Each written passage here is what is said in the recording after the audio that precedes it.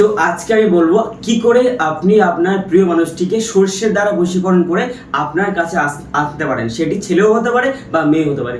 পদ্ধতি টোটালটাই এক। এমন পদ্ধতি যে ছেলেরাও করতে পারবে, মেয়েরাও করতে পারবে, কোনো পার্থক্য কিছু নেই। তো শুনুন কি করতে হবে।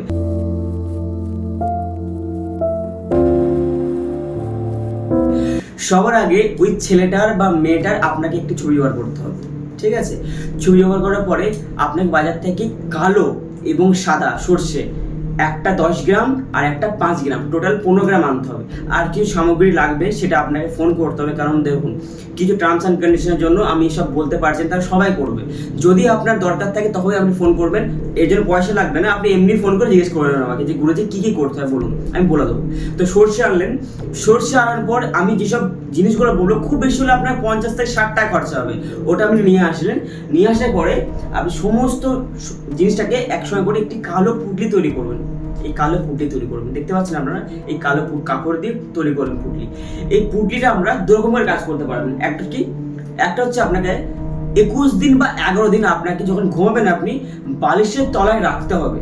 এবং রাখার সময় যখন ধরুন এটা আপনার পুটলি আছে, ঠিক আছে, যখন ঘুমাবেন, ঘুমানোর আগে ধরুন অমুক ওই মেয়েটাকে আপনি বশীকরণ করছেন, তাহলে এরকম করে নিয়ে মেয়েটার নাম 11 বার জপ করার পরে আপনার মাথাকে একবার ঘুরিয়ে নিয়ে ওটাকে বালিশ তলায় রেখে দিয়ে আপনি ঘুমিয়ে পড়লেন। সকালে ঘুম থেকে উঠলেন, এটাকে নিয়ে গিয়ে কোনো এক জায়গায় রেখে দিলেন। রাত্রেবেলা আবার পুনরায় এই জিনিসটা করলেন। 11 দিন থেকে 21 দিন এটা ছেলেরাও করতে পারে। যদি ছেলেরা করে তাহলে মেয়েদের নাম নেবে, আর মেয়েরা করলে ছেলেদের নাম নেবে। এটা করে নিলেন, দেখবেন আপনি কি চমৎকার 12 দিনের মাথায় সে মানুষটা আপনাকে কল হোক, মেসেজ হোক, বা আপনাকে ফোন করছে বা বলছে আপনাকে যে দেখা করবো। এটা কিন্তু হবে আপনার সঙ্গে, এটা আপনি করবেন। এটার মধ্যে 90% লোকের কাজ হয়ে যাবে, একটু শিওরিটি বলে দিচ্ছি। বাকি যে 10% লোকের কাজ হবে না, সেটা কেন হবে না বলে দিচ্ছি। ধরুন আপনি আপনার গার্লফ্রেন্ডকে ভালোবাসতেন, তার উপরে কেউ এই প্রয়োগটা করেছে, তখন কিন্তু আপনার কাজটা করবে না, প্রয়োগটা খাটবে না। তখন কিন্তু আপনাকে আমাকে ফোন করতে হবে, তখন তার কাজটাকে আগে কাটতে হবে, তারপরে আপনার কাজটা আবার লাগবে। বুঝতে পেরেছেন? এই ক্রিয়াটাই 90% লোকের কাজ এমনিতেই হয়ে যায়। যদি ধরুন আপনার কাজটা হচ্ছে না, আপনি নিয়মটা পালন করলেন, তাও হচ্ছে না, তখন কিন্তু আপনি আমাকে কল করবেন।